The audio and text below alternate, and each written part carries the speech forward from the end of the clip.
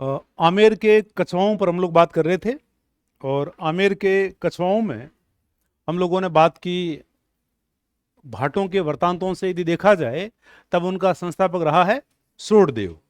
और ऐतिहासिक परंपराओं की बात करें तब इनका संस्थापक रहा है दूल्हे राय तेजकर्ण या धोले राय 1137 के अंदर। हम लोग देख रहे हैं कि ये आमेर राज्य की या कछवाहा राजवंश की स्थापना कर रहा है। ठीक है, ये सारी चीजें हम लोगों ने देखी और हमने देखा कि जो तेजकर्ण दूल्हे राय या धोला राय रहा उसके बाद में एक राजा आया कोकिल देव, और कोकिल देव के द्वारा 1207 के अंदर वो आमेर को अपनी राजधानी बनाता है। और उसके बाद आमेर कछवाहों की राजधानी रहा जब तक जयपुर का निर्माण नहीं हो गया, है ना। जयपुर के निर्माण तक मतलब कि 1207 से लेकर के 1727 तक हम लोग देख रहे हैं कि आमेर इनकी राजधानी रहा है। और आमेर इनकी राजधानी रहा है, इस कारण इनको आमेर के कछवाहा भी कहा जाता है। ठीक है, ये बात हम लोगों ने देखी। और वैसे हम लोग देख रहे हैं कि जो आमेर के जो कछवाहा हैं इनकी सारे रूप में बात करें तो इनका संबंध कहां से जोड़ा जाता है? ग्वालियर से। ग्वालियर से हम लोग देख रहे हैं कि इनका संबंध जोड़ा जाता है। और ऐसा कहा जाता है कि ये जो लोग हैं आए कहां से थे? रोहतास। रोहतास जगह कहां की? बिहार की। वहां से ये आए और ग्वालियर में बसे। और राजस्थान में जो ब्रांच है इनकी, राजस्थान में ये ब्रांच आई है ग्वालियर से। ये चीज हम लोगों ने देखी। ठीक है, और जो यहाँ दूल्हे राय या तेजकर्ण जो आया उसके द्वारा रालन सिंह चौहान की लड़की से विवाह किया गया और 2 साल उसको दहेज में मिला। फिर 2 साल उसकी राजधानी रहा। फिर जमुआ रामगढ़ भी उसकी राजधानी रहा। ठीक है, और हम लोग देखते हैं कि ये अपना जो संबंध है, अपना संबंध किससे जोड़ते हैं? अपना संबंध जोड़ते हैं भगवान राम के पुत्र कुश के साथ अपना संबंध जोड़ते हैं। ये सारी चीजें हम लोगों ने देखी। फिर हम लोगों ने ये भी देखा कि भारमल की हम लोगों ने बात की, और भारमल के बाद में भगवान दास पे हम लोगों ने बात की, और भगवान दास के बाद में हमने मान सिंह पे बात की, और मान सिंह के बाद में शासक बनने वाला व्यक्ति कौन? भाव सिंह। ये बात महत्वपूर्ण है। ठीक है, भाव सिंह उसके बाद में शासक आते हैं। और भाव सिंह के बाद में शासक कौन आया? भाव सिंह के बाद में हम लोग देखते हैं कि भाव सिंह का टेन्योर रहा 1614 से 1621, और 1621 में शासक आ जाता है कौन?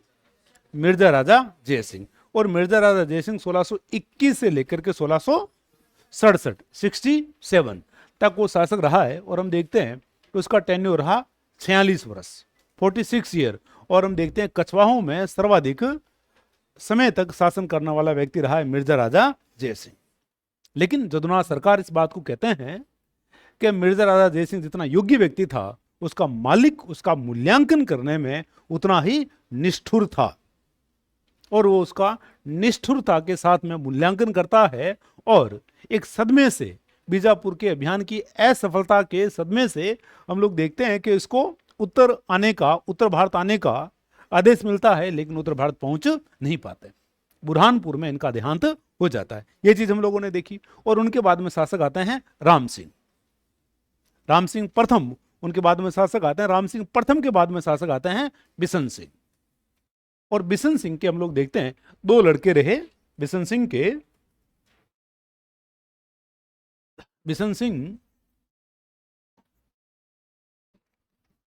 2 लड़के रहे। एक लड़के का नाम हमें मिलता है विजय सिंह, और एक लड़के का नाम हमें मिलता है जय सिंह। ठीक है, जो विजय सिंह है, विजय सिंह के लिए यदि हम बात करें तो विजय सिंह के लिए कहा जाता है कि जब ये संपर्क में आता है औरंगजेब के, ठीक है, औरंगजेब के जब संपर्क में आया और औरंगजेब ने जब विजय सिंह के चाल चरित्र को देखा, इसके ढंग को देखा, तो औरंगजेब को ये लगा कि ये जो शासक रहे हैं मिर्जा राजा जयसिंह या जयसिंह, क्योंकि मिर्जा राजा तो हम लोग देख रहे हैं कि उनकी क्या रही है? मिर्जा राजा हम लोग देख रहे हैं कि उनकी उपाधि रही है। ठीक है, और मिर्जा राजा उपाधि दी गई थी उनको कंधार अभियान पर जाते वक्त शाहजहां के द्वारा। ठीक है, और जब औरंगजेब के संपर्क में आया तब औरंगजेब ने उसके गुणों से, उसकी वाक्पटुता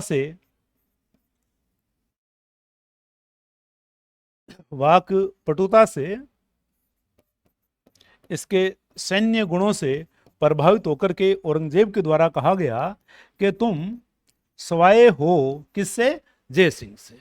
और इसे सवाई की जो उपाधि है वो दी गई किसके द्वारा, औरंगजेब के द्वारा। और उसके बाद हम लोग देखते हैं कि जो नाम इनका था विजय सिंह है, विजय सिंह से इनका नाम क्या हो गया, जय सिंह। जय सिंह इनका नाम हो गया। और जब ये शासक बनते हैं तब इनको बोलते हैं जय सिंह द्वितीय। क्यों? क्योंकि मिर्जा राजा जय सिंह पहले के शासक आ चुके हैं, तो जय सिंह प्रथम है और ये जय सिंह क्या रहे हैं, द्वितीय रहे हैं। और ये शासक बने हैं 1700 में। 1700 में हम देखते हैं शासक रहे हैं। और 1700 से लेकर के 1743 तक इनका टेन्योर रहा है, ये शासक रहे। और इनके बारे में ऐसा कहा जाता है कि ये एक ऐसे शासक रहे हैं जिन्होंने 7 मुगल बादशाहों का इन्होंने शासन देखा। ठीक है, 7 मुगल बादशाहों का इन्होंने शासन देखा। तो इनकी शुरुआत रही किससे, औरंगजेब से, है ना। औरंगजेब के बाद में हम लोग देखते हैं बहादुर शाह, बहादुर शाह के बाद में जहांदारा शाह, जहांदारा शाह के बाद में फर्रुख सियर, और फर्रुख सियर के बाद में रफ़ी उदरजात, रफ़ी उज्जात, और रफ़ी उद्दौला। और एक शासक रहा है मोहम्मद शाह। हो गए क्या पूरे 7 हो गए क्या, 3 6 7। ठीक है, तो इस प्रकार से हम लोग देखते हैं कि 7 बादशाहों का, 7 बादशाहों का शासनकाल, है ना। 7 बादशाहों का जो शासनकाल है वो हम लोग देख रहे हैं कि देखा गया है किसके द्वारा, 7 बादशाहों का शासन देखा गया है सवाई जय सिंह के द्वारा। सर्वाधिक मुगलों का शासन देखा है, क्योंकि आप देखो कि ये बहुत छोटे छोटे टेन्योर के लिए ये शासक आए। ठीक है, जबकि सबसे लंबा जो समय है वो तो बताया किसने, सबसे लंबा समय बिताया किसके द्वारा, राजा के रूप में, मिर्जा राजा जय सिंह। लेकिन वहां शासक केवल कितने हैं, शासक केवल 3 ही है। वहां हम बात करते थे किसकी, जहांगीर की, शाहजहां की और औरंगजेब की। ठीक है, लेकिन उनका टाइम लंबा था। अब ये छोटे छोटे टाइम के शासक आए। अब आप देखो कि क्या रहा है। अब इसने 7 सुल्तानों का शासन तो देख लिया, लेकिन हम लोग देखते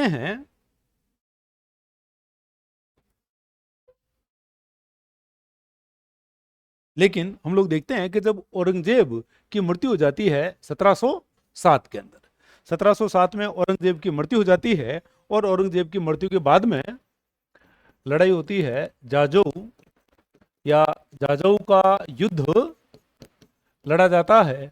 और इस लड़ाई में हम लोग क्या देखते हैं, इस लड़ाई में 2 पक्ष हैं। एक पक्ष रहा है आपके मुअज्जम, और एक पक्ष रहा है आजम। मुअज्जम और आजम ये 2 पक्ष रहे। और आजम औरंगजेब की मृत्यु के समय दक्षिण में था, और सवाई जय सिंह भी उसके साथ में दक्षिण में है। तो इसके कारण क्या हो गया, सौते ही वो उनके साथ हो गए। ठीक है, तो आजम के साथ में सवाई जय सिंह है। इसके कारण इन्होंने इस युद्ध में साथ दिया किसका, आजम का इन्होंने साथ दिया, और आजम का साथ दिया। और आजम इस युद्ध में पराजित हो जाता है। और जो मुअज्जम है ये शासक बनता है बहादुर शाह प्रथम के नाम से। और बहादुर शाह प्रथम के नाम से शासक बना। और इसने देखा कि सवाई जय सिंह किसके साथ थे, सवाई जय सिंह आजम के साथ थे। इसलिए बहादुर शाह के द्वारा, बहादुर शाह के द्वारा आमेर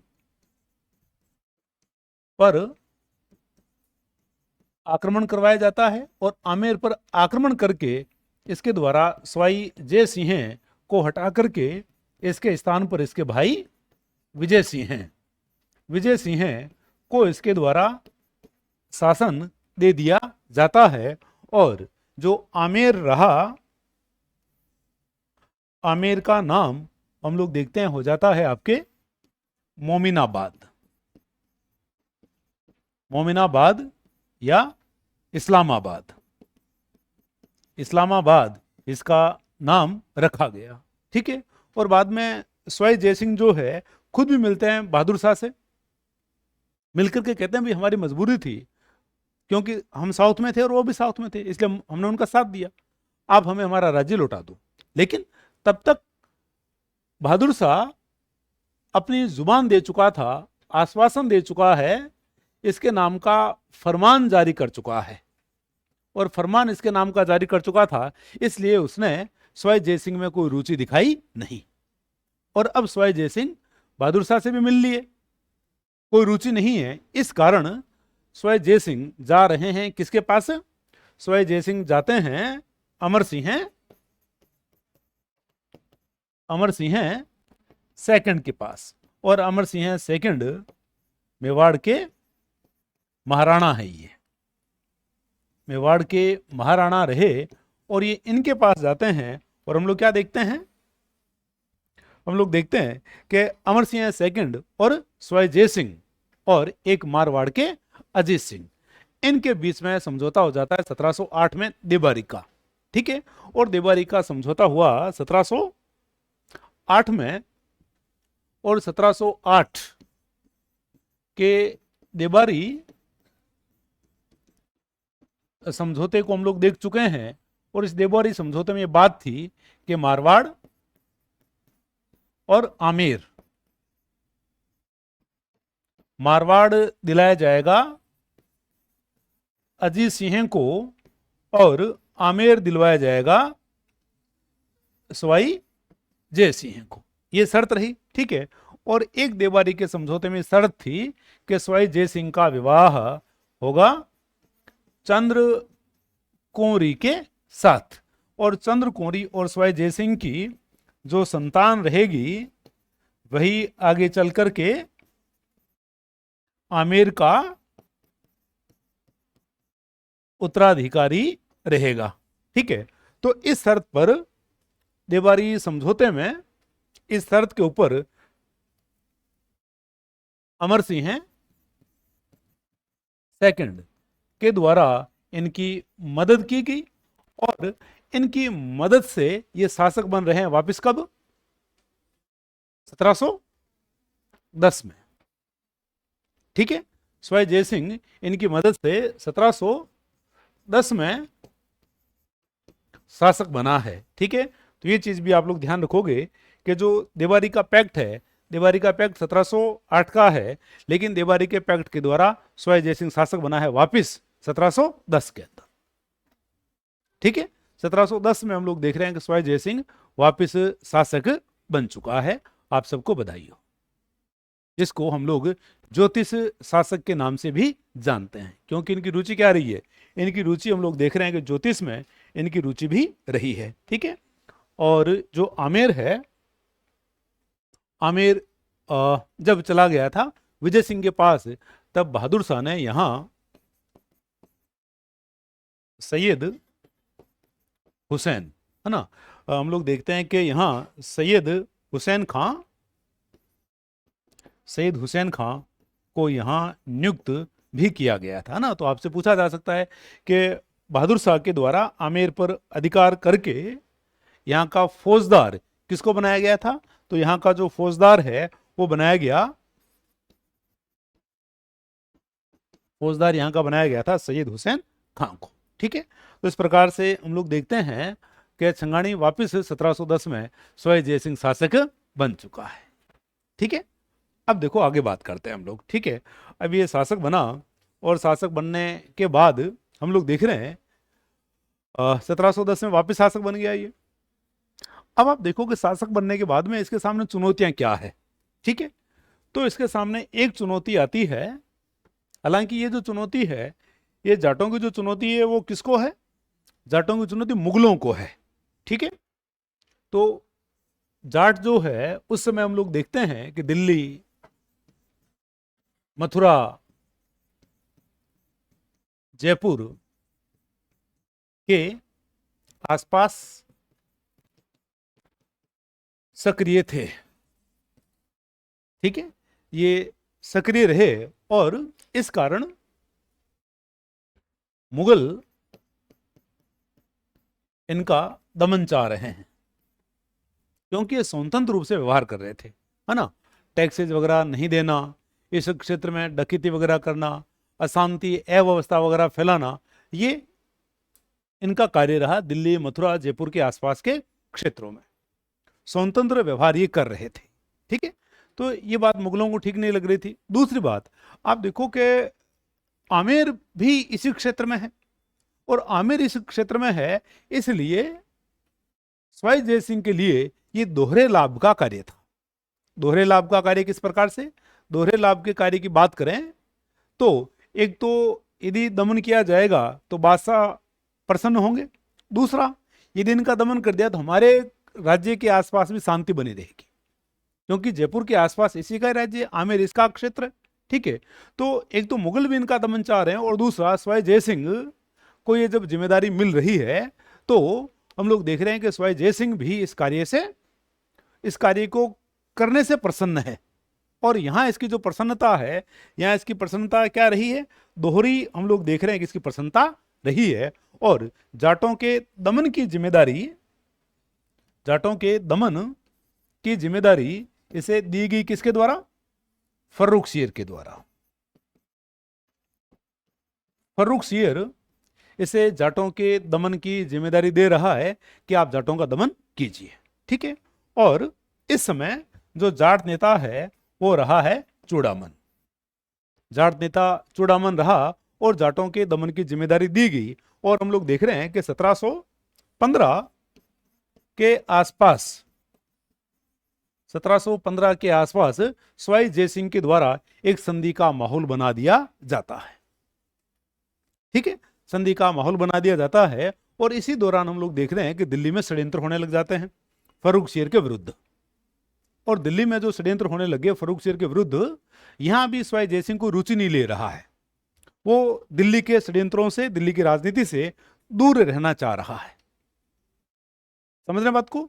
तो आप देखो कि वो उस राजनीति से दूर रहना चाह रहा है, और ये जो संधि जैसा जो माहौल है ये बना। और एक बार हम लोग देखते हैं कि जाटों की जो अव्यवस्था थी इसको सवाई जय सिंह के द्वारा शांत कर दिया जाता है, लेकिन फर्रुखसियर की उस तरफ हत्या कर दी जाती है। और फर्रुखसियर की हत्या के बाद में ये जो क्षेत्र है, ये क्षेत्र फिर अशांत हो जाता है, और ये क्षेत्र शांत हो जाता है। और हम लोग देख रहे हैं कि इस बार यहां शासक आ जाता है मोहम्मद शाह। मोहम्मद शाह शासक आ जाता है, और इस बार हम लोग देख रहे हैं कि चूड़ामन जो है, चूड़ामन मृत्यु को प्राप्त हो चुका है। चूड़ामन हम लोग देख रहे हैं कि यहाँ मृत्यु को प्राप्त हो जाता है, और इसके मृत्यु के प्राप्त होने के बाद में इसके पुत्र मोकल,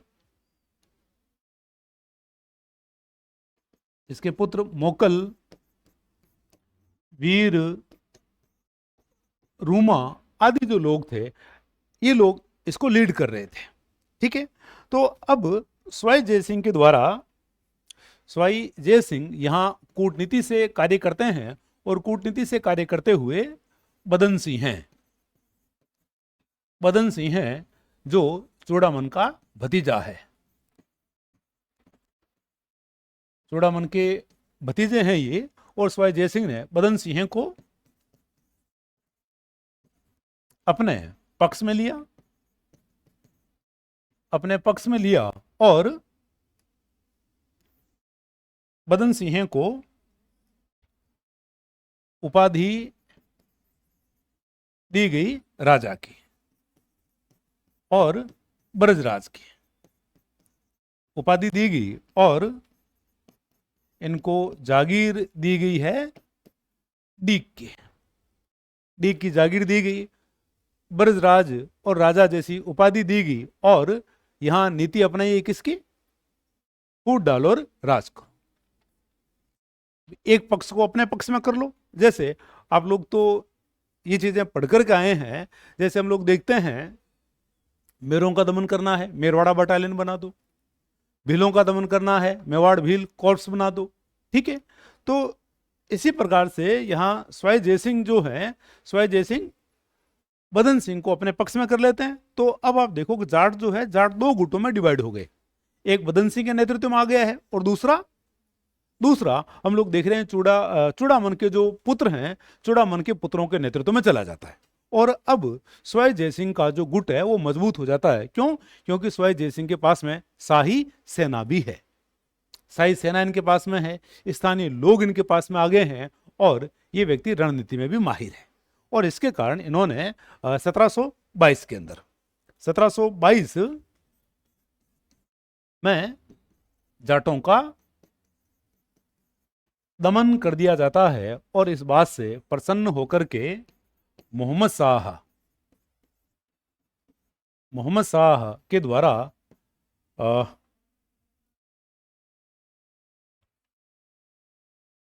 मोहम्मद शाह के द्वारा सवाई जयसिंह को राजाधिराज, मतलब कि राजाओं का अधिराज है ना, राजराजेश्वर, राजाधिराज, राजेश्वर जैसी उपाधियां दी गई है। किसके द्वारा?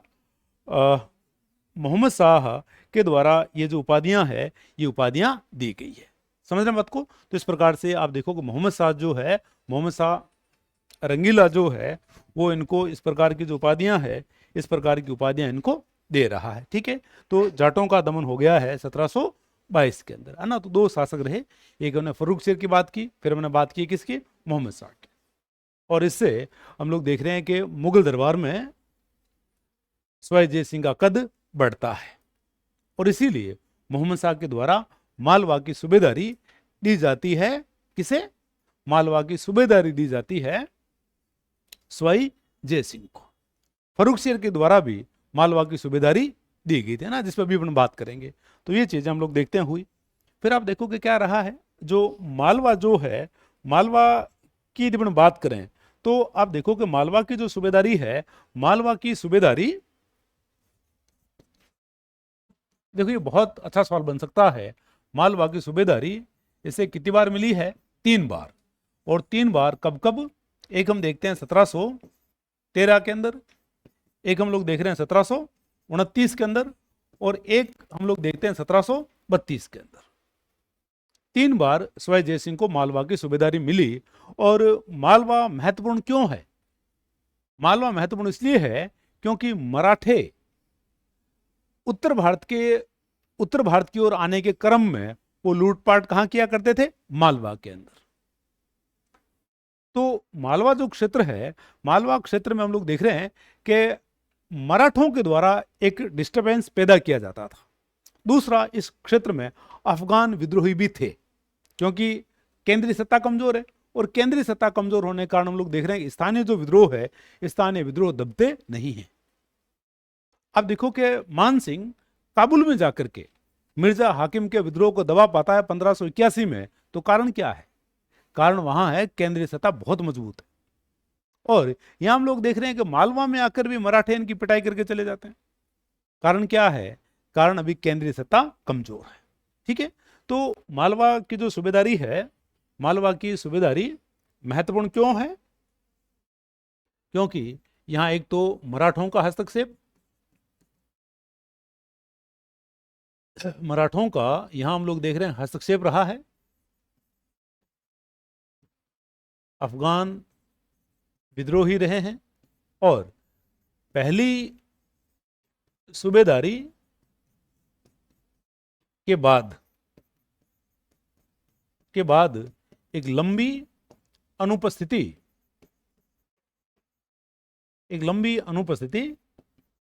सवाई जयसिंह की।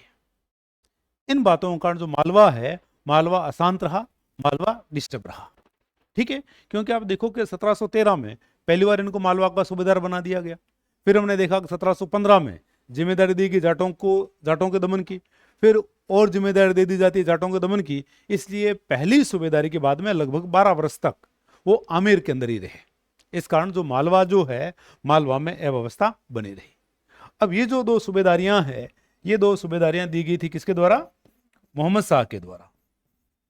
मोहम्मद शाह के द्वारा दी गई। और ये सूबेदारी दी गई थी किसके द्वारा? फर्रुख शेर के द्वारा। और आप देखो कि मालवा जो है, मालवा में इतना डिस्टर्बेंस हो जाएगा कि 1741 में धौलपुर का समझौता होगा, और धौलपुर के समझौते के द्वारा मालवा की सूबेदारी किसे दे देंगे? पेशवा को, कि तुम ही संभालो। ठीक है। तो मालवा की सूबेदारी के कारण एक तो देखो क्या रहा, मराठों का यहाँ हस्तक्षेप रहा है, और इसके कारण सवाई जय सिंह के संबंध मराठों के साथ बिगड़ते हैं। हालांकि सवाई जय सिंह मराठों के साथ में संबंध सुधारने के खूब प्रयास करेंगे। वो पेशवा बाजीराव की माता जी को आमंत्रित करेंगे, राधाबाई को, कि राधाबाई आओ नहीं पधारो हमारे देश, है ना। और वो कहेंगे कि भाई आप हमारे यहाँ के तीर्थों की यात्रा कीजिए, आप गंगा में स्नान कीजिए, आप काशी घूमिए, आप वाराणसी घूमिए, है ना, जहां आपका मन करे वहां घूमो, सारा खर्च हमारा, है ना। इस प्रकार का जो प्रस्ताव दिया जाता है, राधाबाई घूमने भी आती है, बाजीराव भी आता है, लेकिन बाजीराव के टाइम में किसी भी प्रकार का कोई समझौता नहीं हो पाता है, क्योंकि बाजीराव आप देखो कि वो एक लड़ाकू पेशवा है ना। वहां बाजीराव के अक्खड़पन के कारण समझौता नहीं हो पाया। फिर हम लोग देखते हैं कि जब बाजीराव की मृत्यु के बाद में जब बालाजी बाजीराव सत्ता में आता है, तो बालाजी बाजीराव के सत्ता में आने के 1 वर्ष बाद ही सवाई जय सिंह समझौता करने में सफल हो जाता है। ठीक है, तो यहां भी हम लोग बात करेंगे। तो आप देखो कि मराठे जो हैं, मराठों के साथ में इनका क्या रहा है, मराठों के साथ में इनकी प्रॉब्लम रही है, और उस प्रॉब्लम की जो जड़ है वो क्या है, एक तो मालवा की सूबेदारी, और दूसरा मराठों की अति महत्वाकांक्षा, जिसमें वो बात करते हैं हिंदू पद पातशाही की, लेकिन वो हिंदू राज्य को लूटने में भी संकोच नहीं करते। भाई राजपूताना के शासक तो हिंदू थे, फिर भी आप देखोगे जब उनका मन करता था वो आकर के इस क्षेत्र में लूटपाट किया करते थे। और हम लोग देख रहे हैं कि राजपूताना के इतिहास में केवल एक एग्जाम्पल आपको मिलेगा, जब कोई शासक भय से आत्महत्या करेगा, और वो भय भी मराठों का पैदा किया हुआ था। ईश्वरी सिंह की हम लोग बात कर रहे हैं। ठीक है, तो आप देखो कि इतना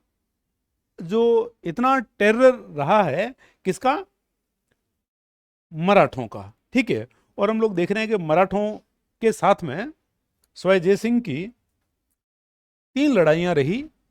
एक लड़ाई है पीलसूद की लड़ाई, एक लड़ाई है मंदसौर की, और एक लड़ाई है रामपुरा या मुकुंदवाड़ा की लड़ाई। ठीक है, ये 3 युद्ध रहे। ये युद्ध हम लोग देखते हैं 1715 का है, ये 1732 का है, और ये 1735 का है ना। इस प्रकार से हम लोग 33 का, ये 33 का और वो 35 का। तो इस प्रकार से हम लोग देख रहे हैं कि 3 लड़ाइयां रही है इनकी मराठों के साथ में। और ये जो पहली लड़ाई है, पहली लड़ाई के यदि यहां देखें अपने विजेता, तो इसके विजेता कौन है, सवाई जय सिंह। कमाल की बात है, मराठों को 1715 में हराना।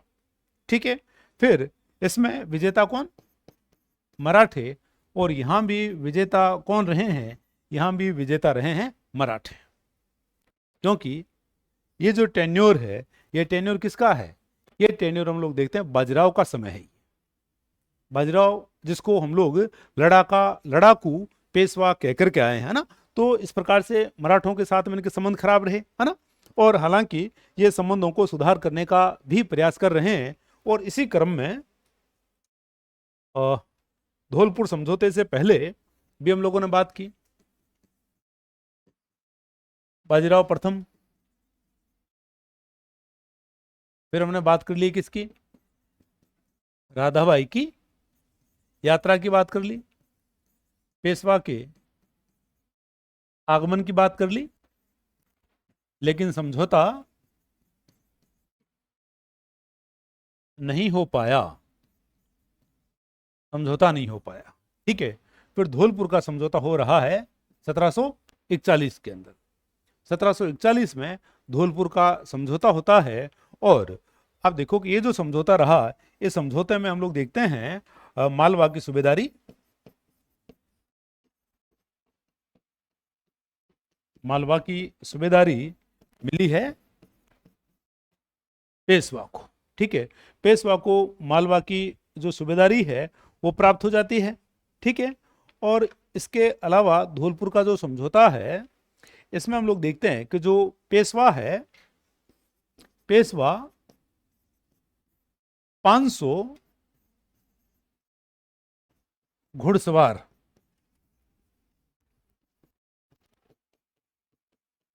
मुगलों की सेवा में नियुक्त करेगा। मुगलों की सेवा में 500 घुड़सवार नियुक्त किए जाएंगे, ठीक है। और जब भी बादशाह को आवश्यकता होगी, बादशाह की आवश्यकता होने पर 4000 घुड़सवार धन के बदले उपलब्ध कराएगा, ठीक है। ये संधि हुई और ये जो समझौता है, इस समझौते को स्वीकार किया बादशाह ने, और इसमें परामर्श किसका रहा है? सवाई जय सिंह। सवाई जय सिंह ने उसको परामर्श दिया बादशाह को, मुगल बादशाह को, कि भाई आप इस प्रकार का जो समझौता है, इस प्रकार का समझौता यदि आप कर लेते हैं तो आए दिन मराठों के साथ होने वाले झगड़े से बचा जा सकता है।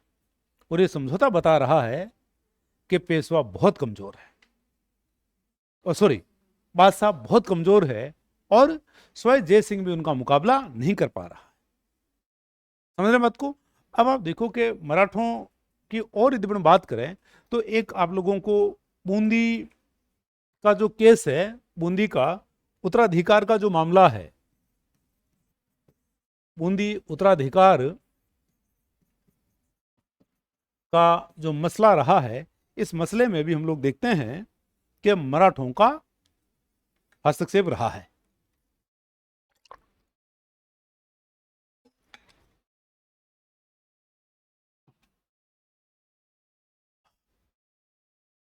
बूंदी में देखें तो बूंदी का शासक कौन है?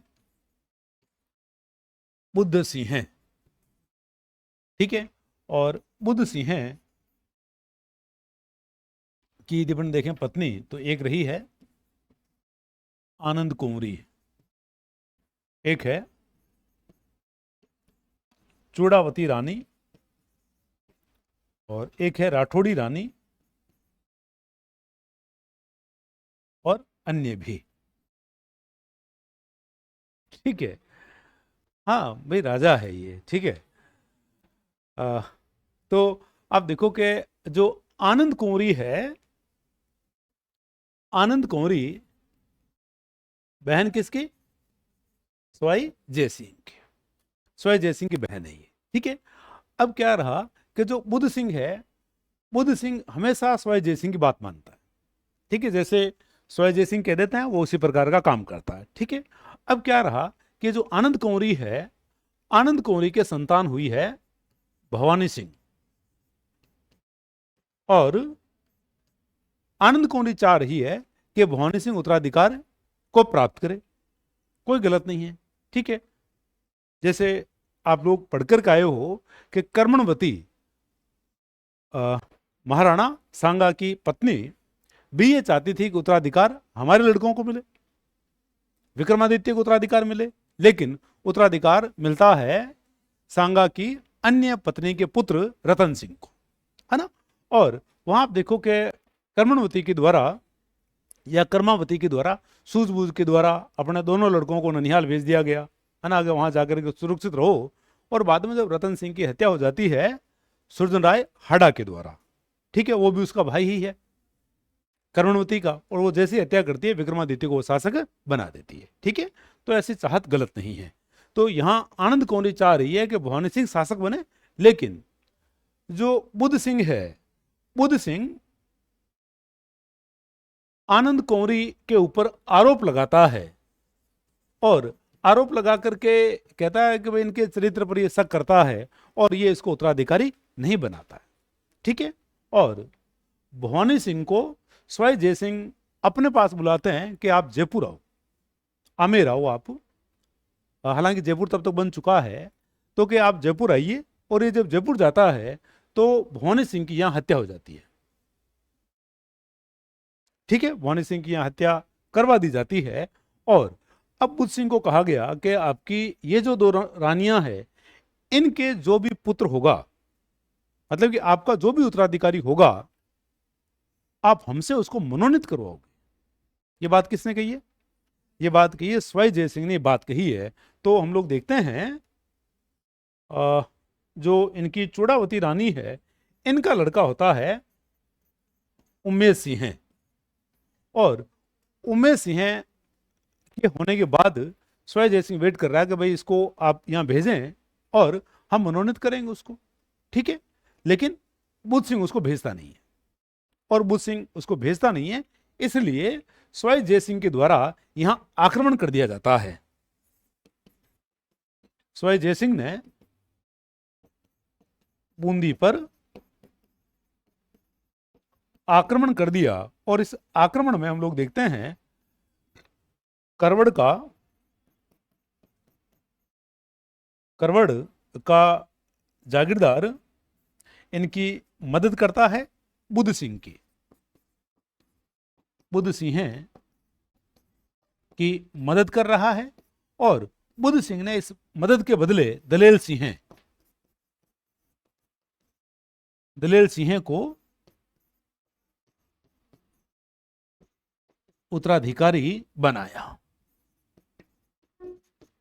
करवड़ का जो जागीरदार है, उसके लड़के दलेल सिंह को इसने अपना उत्तराधिकारी बना दिया कि भाई सवाई जय सिंह को ये बात पसंद नहीं है, वह उमेश सिंह वहां भेजा नहीं, भवानी सिंह की हत्या हो चुकी है, इसलिए हम उत्तराधिकारी किसको बना रहे हैं?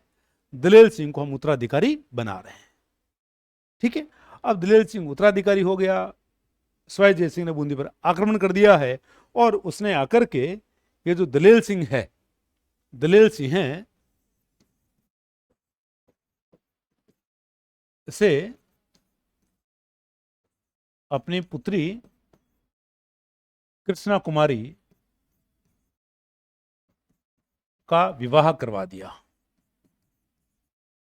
का विवाह करवा करके दलेल सिंह को यहां का राजा मान लिया। ठीक है, तो दलेल सिंह को हम लोग देख रहे हैं कि यहां का जो राजा है वो मान लिया गया है किसके द्वारा? सवाई जय सिंह जो है, सवाई जय सिंह के द्वारा दलेल सिंह को यहां का राजा मान लिया गया। ठीक है, अब ये जो बात है, ये बात अखरती है किसके? आनंद कुंवरी के। और आनंद कुंवरी को लगता है कि ये भाई साहब ने बहुत गलत किया है, हमारे लड़की की हत्या करवाई। फिर इनका जो वेद उत्तराधिकारी था उमेश सिंह, इसको इन्होंने शासक नहीं माना। एक जागीरदार के पुत्र को ये शासक मान रहे हैं और अपनी लड़की का विवाह भी इन्होंने करवा दिया। अब कहानी में ट्विस्ट आता है और जो आनंद कुंवरी है, आनंद कुंवरी के द्वारा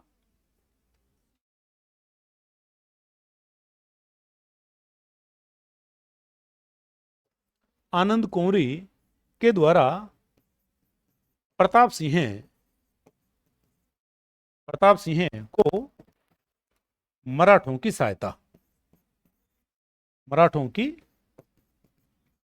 सहायता के लिए भेजा जाता है। और यहां मराठे कौन रहे हैं? यहां मराठा रहा है एक तो मल्हार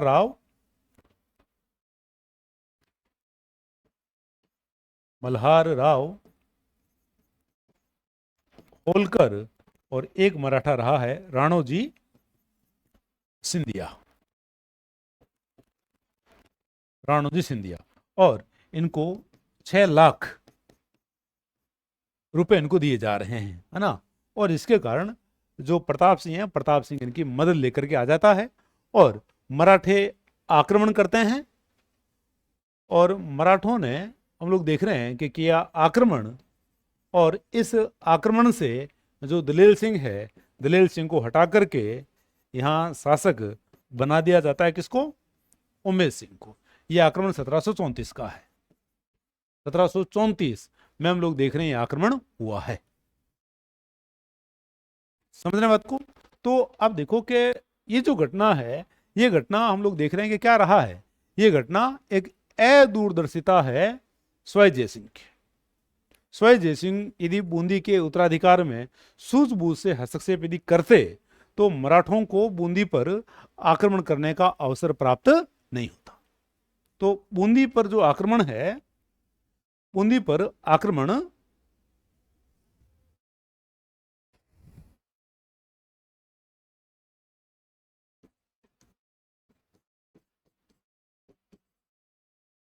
बूंदी पर आक्रमण स्वय जयसिंह की भूल माना जाता है। ठीक है, हालांकि फिर ये क्या करते हैं, फिर हम लोग देखेंगे कि जब मराठे चले जाएंगे तो मराठों के जाने के बाद स्वय जयसिंह के द्वारा पुनः दलेल सिंह को शासक बनाया जाएगा। समझ रहे बात को?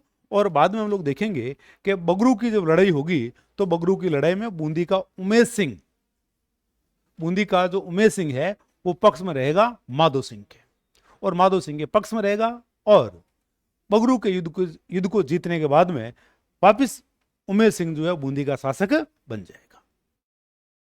समझ रहे बात को? अब आप देखो कि इस प्रकार से मराठे जो है, मराठे हस्तक्षेप कर रहे थे, और मराठों के इसी हस्तक्षेप के कारण ही हम लोग देखते हैं जुलाई 1734 के अंदर, जुलाई 1734 में हुरडा सम्मेलन आयोजित किया जाता है, और उस हुरडा सम्मेलन के अध्यक्ष कौन रहे थे? जगत सिंह सेकंड। जगत सिंह सेकंड उसके अध्यक्ष रहे, और उसके मुख्य आयोजक थे स्वय जयसिंह।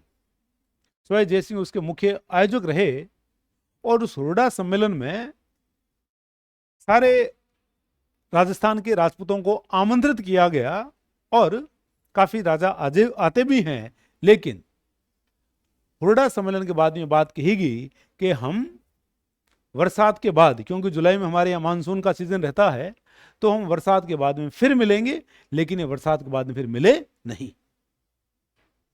ठीक है, और अभी आप लोग देख रहे हो कि 1735 का जो युद्ध है मुकुंदवाड़ा या रामपुरा का जो युद्ध है, स्वय जयसिंह को अकेले लड़ना पड़ा। ठीक है, और इसी कारण ये मराठों से अब समझौता करते हैं, क्योंकि संगठन बन नहीं पाया, संगठन बन नहीं पाया, और 1741 में ये समझौता कर लेते हैं। समझ रहे बात को? तो ये जो मराठों की जो समस्या है, मराठों की समस्या पर हम लोगों ने बात की है। अब और यदि हम बात करें तो देखो क्या रहा है कि स्वय जयसिंह के द्वारा अश्वमेध यज्ञ, और अश्वमेध यज्ञ स्वय जयसिंह के द्वारा कितने किए गए हैं? हम लोग देख रहे हैं कि स्वय जयसिंह के द्वारा 2 अश्वमेध यज्ञ स्वय जयसिंह के द्वारा किए गए थे। ठीक है, और एक यज्ञ इन्होंने किया 1734 में, और एक यज्ञ किया इन्होंने 1742 में। ठीक है, और अश्वमेध यज्ञ करने वाले अंतिम हिंदू राजा रहे हैं ये, और यज्ञ की अध्यक्षता की गई पुंडरिक रत्नाकर के द्वारा। ठीक है, और यज्ञ में जो लोग आए उनको ठहराने हेतु जल महल का निर्माण, जल महल का निर्माण इन्होंने करवाया, जिसको पूरा किसने करवाया था? जिसको पूर्ण करवाया गया था प्रताप सिंह के द्वारा, और इन्होंने जल महल बनाया है गर्भावती नदी को रोककर इन्होंने जल महल का निर्माण करवाया, जिसको पूरा किया जाता है प्रताप सिंह के द्वारा, इसको पूरा किया जाता है। ठीक है, अब आप देखो कि क्या रहा है कि ये जो इन्होंने अश्वमेध यज्ञ करवाया, इस यज्ञ में हम लोग देख रहे हैं, भी अश्वमेध यज्ञ आप लोग देख चुके हो पहले। उसमें क्या किया जाता था? उसमें घोड़ा छोड़ दिया जाता था। ठीक है, और घोड़ा छोड़ दिया जाता था, और जितने क्षेत्र में वो घोड़ा चलता था, या तो वहाँ के जो राजा हैं जिस क्षेत्र में गया वो उस राजा की अधीनता स्वीकार कर लेते थे, और या वो घोड़े को आगे जाने नहीं देते थे। ठीक है, घोड़े को आगे जाने नहीं देते थे और बाद में वहां संघर्ष होता था, है ना। और घोड़ा यदि वापस लौट करके आ जाया करता था तब हम लोग देखते हैं वहां घोड़े की बलि दे दी जाती थी, है ना। ये चीजें आप लोग पढ़ करके आए हो। तो आप देखो कि यहाँ क्या रहा है कि यहाँ इनका जो अश्वमेध यज्ञ रहा, यहाँ भांडारेज के कुंभाणी राजपूत, ये कुंभाणी राजपूत, ये कछवाहों की ब्रांच है, एक कछवाहों की एक शाखा रही है। जैसे नरुका, शेखावत, ये भी कछवाहों की शाखा है ये। ठीक है, तो कुंभाणी राजपूत जो कछवाहों की शाखा रही, इन्होंने इस घोड़े को रोक लिया। ठीक है,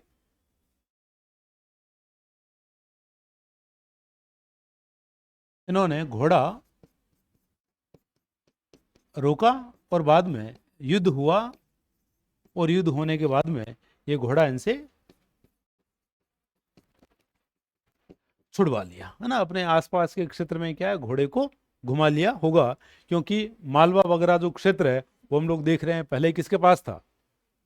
पहले हम लोग देख रहे हैं कि वहां का सूबेदार कौन है, क्योंकि 1742 की बात है और 1741 वहां की सूबेदारी किसको मिल गई है, पेशवाओं को वहां की सूबेदारी मिल चुकी है। ठीक है, लेकिन उन्होंने अश्वमेध यज्ञ करवाया, परंपराओं को इन्होंने जीवित रखा। तो अंतिम हिंदू राजा है जिनके द्वारा अश्वमेध यज्ञ करवाया गया, जिसकी अध्यक्षता की गई पुंडरीक रत्नाकर के द्वारा। या इसकी जो देख रेख है वो देख रेख रही है किसकी, पुंडरीक रत्नाकर की अध्यक्षता कहें या हम यूं कहें कि इनकी देख रेख में ये जो यज्ञ है ये यज्ञ संपन्न हुआ है। ठीक है, तो अश्वमेध यज्ञ पूरा हुआ। फिर आप देखो कि अब ये इन सारी चीजों के बाद में यदि हम बात करें, है ना, तो हम लोग देखते हैं कि 1700 सितंबर 1743 के अंदर, सितंबर 1743 में इनकी मृत्यु हो जाती है।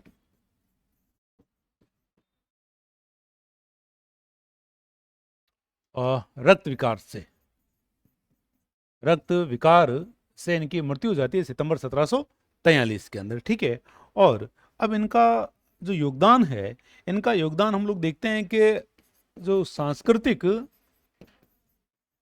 क्षेत्र है ना, सांस्कृतिक क्षेत्र में हम लोग देख रहे हैं कि इनका योगदान बड़ा ही अभूतपूर्व इनका योगदान रहा है ना। और स्पेशली यदि हम बात करें तो खगोल के क्षेत्र में, खगोल इनका प्रिय विषय है ना। खगोल में इनका योगदान है। हम लोग देख रहे हैं कि ज्योतिष में इनका योगदान रहा है, इसलिए इनको ज्योतिष शासक भी इनको कहा गया है, ज्योतिष शासक इनको कहा गया। ठीक है, फिर इनका यदि हम लोग देखें निर्माण, है ना, तो निर्माण में भी इनका बड़ा योगदान रहा है, स्पेशली खगोल के क्षेत्र में। खगोल के क्षेत्र में इनका निर्माण में बड़ा योगदान रहा। उस समय में इनके द्वारा 5 वेधशालाओं का निर्माण करवाया गया था, इनकी खगोल में रुचि होने का। और हम लोग देख रहे हैं कि वो जो वेधशालाएं रही, वहां सबसे बड़ी जो वेधशाला थी वो कौन सी, सबसे बड़ी जो वेधशाला थी वो आपके जयपुर की वेधशाला थी। ठीक है, तो जयपुर की वेधशाला में हम लोग देखते हैं कि समय को मापने का यंत्र है, वहां आपको एक घड़ी मिल रही है, अक्षांशों को मापने का आपको वहां यंत्र मिल रहा है ना, ऊंचाई वगैरह को मापने का आपको यंत्र मिल रहा है, वायु का परीक्षण करने का वहां आपको यंत्र मिल रहा है। ठीक है, तो इस प्रकार से हम लोग देख रहे हैं निर्माण में इनका योगदान रहा। इसके अलावा इन्होंने कई मंदिरों का निर्माण करवाया है इन्होंने। ठीक है, मंदिरों का निर्माण करवाया, महलों का इन्होंने निर्माण करवाया, है ना। तो सांस्कृतिक क्षेत्र में भी हम लोग देख रहे हैं कि इनका बड़ा योगदान रहा है। और इसी प्रकार से यदि हम लोग देखें सामाजिक क्षेत्र में, तो सामाजिक क्षेत्र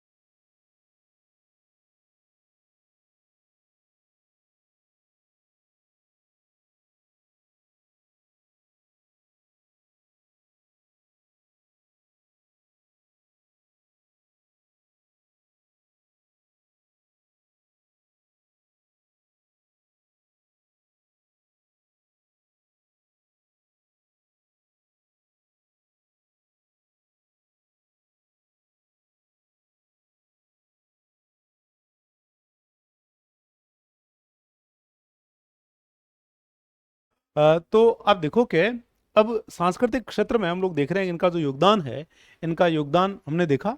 और एक नाम आप लोग देखते हो जगन्नाथ, है ना, इन पे सवाल भी आया था पिछली बार। जगन्नाथ की बात करें तो ये मूलतः महाराष्ट्रीय ब्राह्मण है ये,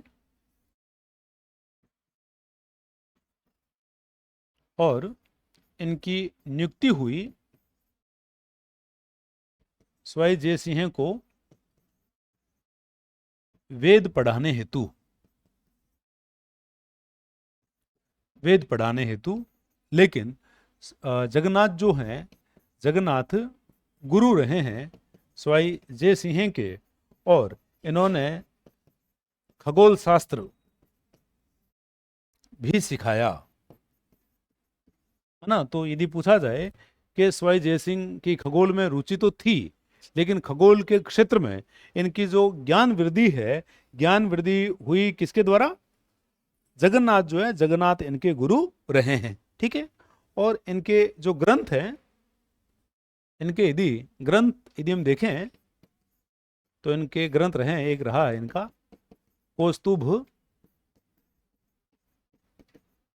कौस्तुभ सिद्धांत, इनका ग्रंथ रहा है। एक इनका ग्रंथ रहा है सम्राट सिद्धांत, और एक इन्होंने यूक्लिड का संस्कृत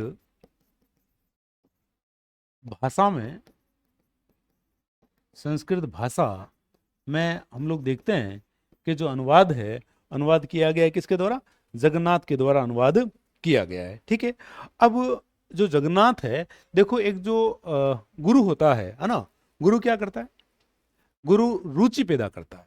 यदि विषय में रुचि यदि पैदा हो गई, तब आप देखो कि आप स्वतः ही उस कार्य को कर सकते हैं। तो आपकी रुचि पैदा होनी बहुत जरूरी है ना। और जगन्नाथ उस कार्य को कर देते हैं। जगन्नाथ की नियुक्ति तो वेद पढ़ाने के लिए हुई थी, लेकिन खगोल में भी रुचि जो है वो बढ़ा दी गई स्वाई जय सिंह की। और इसी कारण हम लोग देख रहे हैं कि खगोल के क्षेत्र में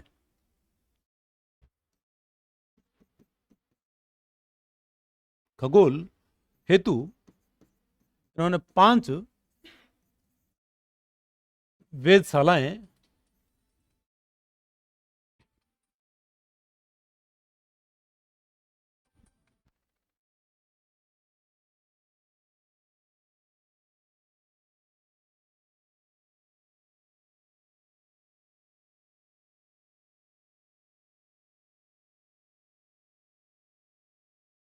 चलो, तो अब देखो कि इन्होंने 5 वेधशालाएं स्थापित की, जिसमें एक दिल्ली में हम लोग देखते हैं कि सबसे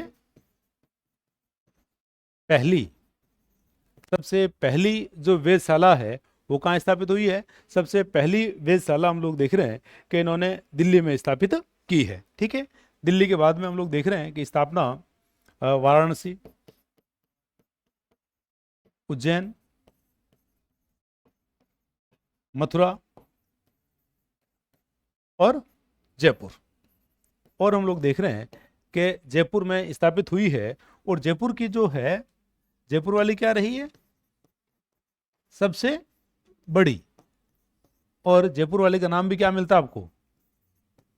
नाम देखो हम लोगों ने क्या रखा है, हमें जो भी चीज समझ में नहीं आती है, जंतर मंतर, है ना। कहते हैं ना ये जंतर मंत्र वाले काम है ये, है ना। इस प्रकार का जो नाम है वो है, खगोल की वेधशाला है वो, है ना। वहां सूर्य घड़ी वगैरह देख करके, सम्राट यंत्र वगैरह देख करके लोगों ने क्या कह दिया?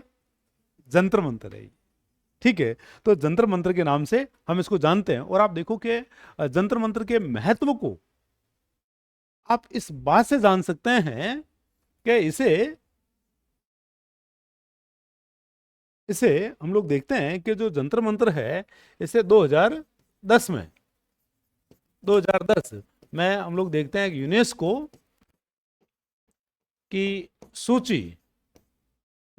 सूची में इसे शामिल कर लिया गया। कितनी महत्वपूर्ण है ये। और आप देखो कि स्वाई जय सिंह के 2 निर्माण,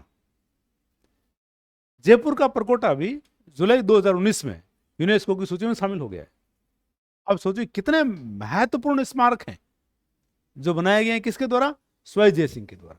तो स्वै जयसिंह की जो सबसे बड़ी जो रही है, सबसे बड़ी कौन सी रही है आपके? जयपुर जो है, जयपुर इनकी सबसे बड़ी रही है। और यहाँ हम लोग देखते हैं कि जयपुर में जयपुर की जो वेधशाला है ये आपके 1728 की रही। और यहाँ हम लोग देख रहे हैं कि आपको क्या मिल रहा है। एक हम लोग देखते हैं कि यहाँ राम यंत्र बना हुआ है, और राम यंत्र जो है ये वायु के परीक्षण और ऊंचाई हेतु, ऊंचाई मापने हेतु, ऊंचाई मापने हेतु यहाँ राम यंत्र लगा हुआ है। ठीक है। एक यहाँ जयप्रकाश नाम से यंत्र है जो अक्षांशों के मापन हेतु, अक्षांशों के मापन हेतु। और एक हम लोग देखते हैं कि यहाँ आपके सम्राट यंत्र, और ये जो सम्राट यंत्र है ये आपके सूर्य घड़ी है, सूर्य घड़ी का ये कार्य करती है। तो इस प्रकार से इन्होंने जो वेधशालाएं हैं, वेधशालाएं इनके द्वारा बनाएगी। ठीक है।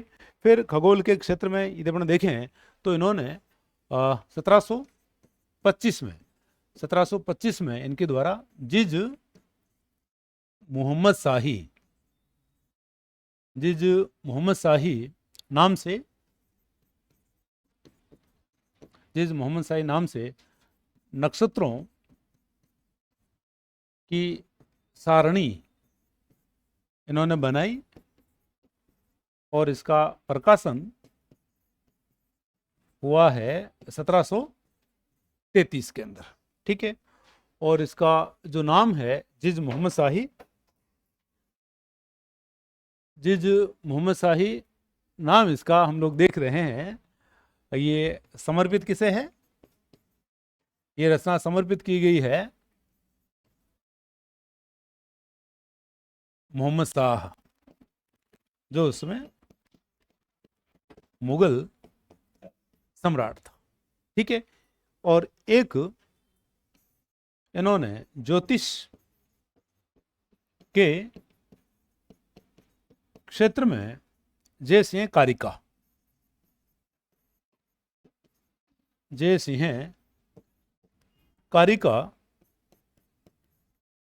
ग्रंथ इनके द्वारा लिखा गया है। ठीक है। तो जयसिंह कारिका ग्रंथ इन्होंने लिखा, एक इन्होंने जिज मोहम्मद शाही इन्होंने लिखी है। ठीक है। और ज्योतिष का जो विद्वान है, विशेष रूप से ज्योतिष का विद्वान इनके समय कौन रहा है? केवल राम वो ज्योतिष का विशेषज्ञ है, ये विशेषज्ञ है ये। ठीक है। बाकी खगोल वगैरह में भी इसका योगदान है, लेकिन ये ज्योतिष का स्पेशलिस्ट है, ये समझने बात को। तो और ज्योतिष के क्षेत्र में इन्होंने जयसिंह कारिका की रचना की, और ज्योतिष में इनके योगदान के कारण स्वै जयसिंह को ज्योतिष सम्राट इनको कहा गया। ठीक है। ये चीजें भी आप इसमें ध्यान रखोगे। तो वेधशाला इन्होंने बनवाई, और जो ग्रंथ वगैरह है, ग्रंथ वगैरह भी हम लोग देख रहे हैं कि इनके द्वारा लिखे गए हैं। ठीक है। और जो आपके वर्तमान में हम लोग देख रहे हैं यूनेस्को की सूची में भी ये शामिल है। ये फिर एक इनका ये हमने बातें कर ली है। एक इनके समय का विद्वान कौन रहा है? केवल राम। और केवल राम कहाँ का? गुजरात का।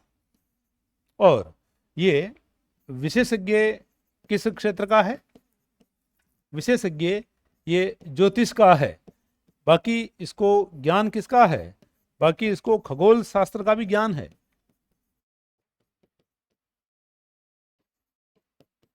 खगोल शास्त्र का भी हम लोग देख रहे हैं कि इसको ज्ञान रहा है। ठीक है।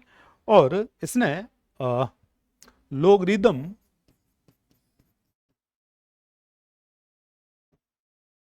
का संस्कृत में अनुवाद किया विभाग सारणी नाम से।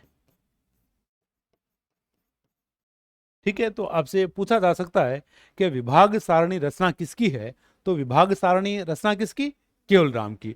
और केवल राम खुद कहाँ के हैं, केवल राम हम लोग देख रहे हैं कि रहे हैं आपके गुजरात के रहे हैं ये। ठीक है, लोग जिसमें आप लोग देखते हो ना भाई, जिसमें लोग दो का मान, ये आप लोग पढ़ते होंगे ना, 10th तक आप लोगों ने पढ़ा था, है ना।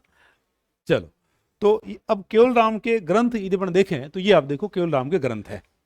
ठीक है, मिथ्या जीव, छाया सारणी, तारा सारणी, जय विनोद सारणी, जय विनोद। इसमें देखो क्या है कि जो ग्रंथ आप लोगों को जो ध्यान रखने वाले ग्रंथ है ना, दो तो देखो ये ध्यान रख लेना। एक तो जो मैंने लिखा है विभाग सारणी, एक तो विभाग सारणी आप लोग ध्यान रखोगे। ठीक है, ये वाला आप लोग ध्यान रखोगे, क्योंकि ये इन्होंने फ्रेंच से इन्होंने संस्कृत में इसका अनुवाद किया है। ठीक है, और इनका जो है ना, ये देखो जय विनोद आप लोग ध्यान रखोगे, क्योंकि एक रचना है वीर विनोद, है ना। वीर विनोद की यदि अपन बात करें तो श्यामल दास की रचना वो, है ना। तो वो यहाँ क्या कर देगा, जय विनोद लगाएगा और पहला ऑप्शन लगाएगा श्यामल दास को, तब उससे आप लोगों को थोड़ा सा बचना है। ठीक है, तो जय विनोद और राम विनोद है, ये ग्रंथ आप लोग ध्यान रखोगे, और दो ये ध्यान रख लेना, एक आपके अभिलाषा शतकम और एक गंगा स्तुति।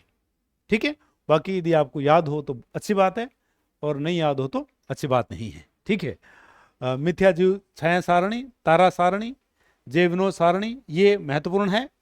राम विनोद महत्वपूर्ण है, क्योंकि वीर विनोद के कारण ही महत्वपूर्ण है ये। ठीक है, और एक अभिलाषा शतकम और गंगा स्तुति इनका ज्यादा महत्वपूर्ण ग्रंथ है। तो ये चीजें आप इसमें ध्यान रखोगे। ये सारी रचनाएं किसकी है, ये सारी रचनाएं हम लोग देखते हैं केवल राम, केवल राम की हम लोग देख रहे हैं, ये आपकी रचना रही है। ठीक है, ये चीजें आप लोग ध्यान रखोगे। फिर आप देखो कि एक हम लोग देख रहे हैं कि इसके समय के सर्वाधिक प्रसिद्ध, सर्वाधिक प्रसिद्ध विद्वान कौन रहे हैं, श्री कृष्ण भट्ट। श्री कृष्ण भट्ट इसके समय के सर्वाधिक प्रसिद्ध विद्वान रहे हैं, जिनकी रचना क्या रही है, ये राघव है, ये राघव नहीं राघव। ठीक है, इनकी रचना रही है राघव गीतम, हम लोग देख रहे हैं कि इनकी रचना रही है, और इस रचना का नाम आपको और भी मिलता है राम रासा, राम रासा इसे कहा गया है। और इस रचना के बाद में इसको उपाधि दी गई थी राम रसाचार्य। राम रसाचार्य की उपाधि इस ग्रंथ के बाद में दी गई है, किसके द्वारा, स्वाई जय सिंह के द्वारा। स्वाई जय सिंह के द्वारा इसको राम रसाचार्य की उपाधि दी गई है श्री कृष्ण भट्ट को। राघव गीतम इसका ग्रंथ रहा है, और एक इसका और ग्रंथ रहा है आपके राम गीतम। ठीक है, तो राघव गीतम और राम गीतम रचना है श्री कृष्ण भट्ट की। ठीक है, और एक इनकी और जो रचना है वो रही है आपके ईश्वर विलास महाकाव्य। तो ये इनकी रचनाएं रही है, और भी इनकी रचनाएं हैं आदि, लेकिन ये दो महत्वपूर्ण है। एक तो राघव गीतम, क्योंकि राघव गीतम के कारण इसको उपाधि मिल रही है राम रसाचार्य की। राम रसाचार्य की उपाधि दी गई किसके द्वारा, स्वाई जय सिंह के द्वारा इनको उपाधि दी गई है, ये चीज आप लोग ध्यान रखोगे। और राघव गीतम का नाम आपको मिल रहा है राम रासा। ठीक है, अब इसके अलावा और यदि अपन देखें तो एक रचना रही है आपके जय सिंह कल्प द्रुम। जय सिंह कल्प द्रुम की यदि अपन बात करें तो ये रचना रही है किसकी, पुंडरीक रत्नाकर की, या इनको रत्नाकर पुंडरीक भी लिखा गया है। रत्नाकर पुंडरीक की रचना आपको क्या मिल रही है, जय सिंह कलुप द्रुम हम लोग देख रहे हैं कि इनकी रचना रही है, ये चीज आप ध्यान रखोगे। फिर एक जरी का कार्य, जरी का कार्य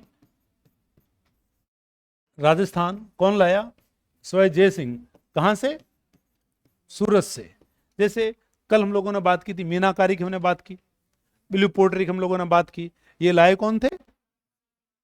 मान सिंह के द्वारा लाहौर से इसको लाया गया था। ठीक है। और इसी प्रकार से जरी का जो कार्य है, जरी का कार्य राजस्थान में सूरत से लेकर के आए हैं कौन? सवाई जय सिंह। ठीक है। इसी प्रकार से इनके द्वारा एक तोप का निर्माण करवाया गया जिसे जेबान तोप कहा जाता है, और ये एशिया की सबसे बड़ी तोप, सबसे बड़ी तोप मानी जाती है। और आप देखो कि सबसे बड़ी तोप तो बना ली, लेकिन उसको चलाया केवल एक बार गया है। ठीक है। एक बार ही इस तोप को चलाया गया है बस। ठीक है। और ये जो तोप है, इस तोप के पहियों का निर्माण करवाया गया है किसके द्वारा? राम सिंह के द्वारा। ठीक है। राम सिंह सेकंड के द्वारा पहियों का निर्माण इसके करवाया गया था। ठीक है। फिर एक है पोथी खाना। पोथी खाने की बात करें तो पोथी खाना क्या है? पोथी खाना की जो स्थापना है वो तो की गई है सवाई जय सिंह के द्वारा। सवाई जय सिंह के द्वारा पोथी खाने की स्थापना की गई है। और ये व्यक्तिगत लाइब्रेरी है, व्यक्तिगत लाइब्रेरी रही है ये कछवाहा शासकों की। कछवाहा शासकों की ये पर्सनल लाइब्रेरी है जिसकी स्थापना की गई है किसके द्वारा? सवाई जय सिंह के द्वारा हम लोग देख रहे हैं स्थापना की गई है। समझ रहे हैं बात को? तो ये सारी चीजें आप लोग ध्यान रखोगे, बाकी बातें कल देखेंगे।